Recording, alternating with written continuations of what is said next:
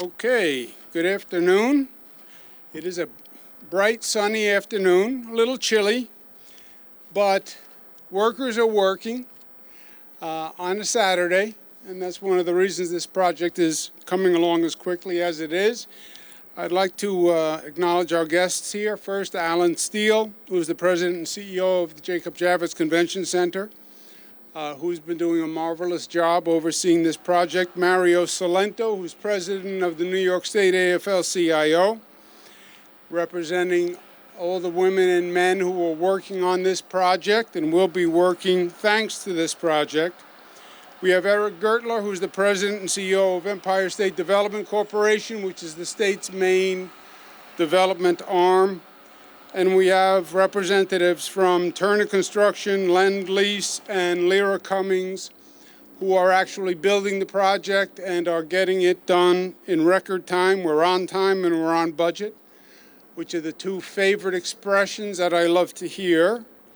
We also have representatives from Emerald Expositions and International Market Centers who have already booked the first show in the new Javits Center.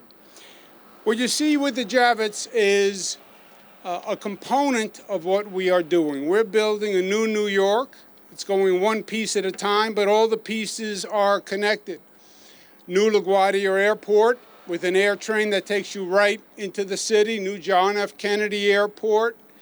We rebuilt the Midtown Tunnel, the Robert Kennedy Bridge, the Brooklyn Battery Tunnel, new Kosciuszko Bridge between Queens and Brooklyn, new Mario Cuomo Bridge, new Penn Station that's going to be opening right here, which will bring more access, easier access to the Javits Center.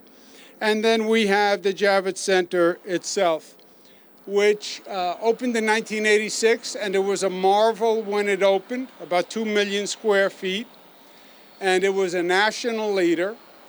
But that was over 30 years ago. And the way the world works is either you build and you modernize, or someone else does and they pass you by. And that happened in the convention space also.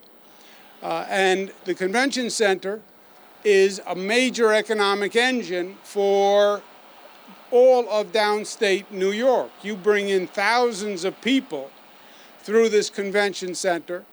And the ripple economic effect is tremendous. So we had to modernize, we had to innovate at Javits to remain ahead of the competition, and we're doing that in a big way. The old Javits was about 2 million square feet. We're adding roughly 1 million square feet plus, 1.2 million square feet. And the overall project will be over 3 million square feet. It's a $1.5 billion investment, but it is an investment. That $1.5 billion will pay dividends. The new Javits will have a 53,000 square foot ballroom. For those who like to dance, you can dance your feet off in that area. It'll have 500,000 square feet of contiguous open space. Importantly, it will have a truck loading area and garage that can get about 250 trucks, which now are on the west side of Manhattan, into a facility so the trucks will be off the west side to park, to load, and to unload. The new Javits will create about 6,000 full and part-time jobs, 200,000 hotel nights. That's a 42% increase, which means more people are staying in hotel rooms. It's good for the hotel industry, but it's also good for the restaurant industry, for the tourism industry, et cetera. The economic ripple effect is tremendous. The construction is scheduled to be done March of 2021. And as I said, the project's now on time, on budget. We anticipate it finishing in March.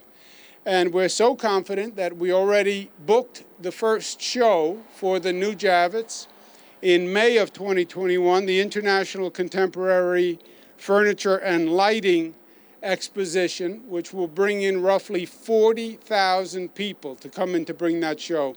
Just to give you, to see that show, just to give you an idea of the capacity. So the new Javits, new Penn, new airports, new Long Island Railroad, all working together to bring New York forward, to bring New York to the next level. When you look at the city, you look at the state, it didn't evolve. We built New York to what it is. The bridges, the subway system, the tallest buildings, that was New York. That's what made New York, New York. We always were the first, the most ambitious, the visionary. And somewhere along the way, we lost that energy. We are now recapturing that energy. And we're building not just for today. We're building to bring New York to a higher level than ever before. And just as our forebears did for us and built this magnificent place, it's our obligation to rebuild this city and rebuild this state. So when we hand it off to our children, we give them a place that is better than the place we inherited. And we will do just that.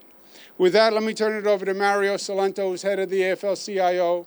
If it wasn't for the women and men of organized labor, who are the most skilled workforce in the United States of America, the most dedicated workforce, who are doing more work than they have done in decades, and are making it all happen, as we see here today on a Saturday on this project. And they're working today on projects all across the state. Give a welcome to Mario Salento, president of the AFL-CIO. Thank you, Governor. I'll be very brief. You know, the fact of the matter is the governor talked about on time and on budget, and the reason for that is we are proud to have the most highly trained, highly skilled, highly educated workforce in this country, right here in the state of New York. We have 2.5 million members in this state, 3,000 local unions, 24% of the workforce, twice the national average. But the real key is their ability to get jobs like this done. And let me just make one other point here. We're here because the governor had a vision to do all of this, to get this done. And I'll tell you this about the governor, working with him now for 8 years. The governor says he's going to do something, it gets done. It's not just about hopes and dreams and press releases. It's about putting actions behind those words. So, Governor, I say to you on behalf of the 2.5 million members of the AFL-CIO, and even more importantly than that, all working men and women across the state, union and non-union, we will all benefit and prosper by the residual effect of job creation and economic opportunity this project brings. So, Governor, thank you very much, and we thank you. And on behalf of the men and women who have put this all together, we say thank you to each and every one of you. Thank you.